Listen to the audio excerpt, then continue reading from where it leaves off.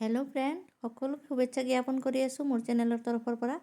আশা কৰোঁ সকলোৱে ভালে আছে, ময়ো ভালে আছোঁ। আজি মই আপোনালোকৰ লগত শ্বেয়াৰ কৰিম বহুত ধুনীয়া এখন টেৰেছ গাৰ্ডেন। মই শ্বেয়াৰ কৰি আছোঁ আপোনালোকৰ লগত, চাই থাকক ভিডিঅ'টো।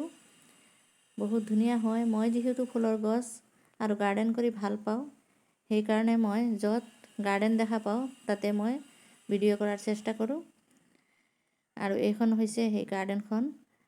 ছাদৰ ওপৰত গাৰ্ডেন বহুত ধুনীয়া কৰি বনোৱা হৈছে। ইয়াতে আৰ্টিফিচিয়েল গ্ৰাছো লগোৱা হৈছে।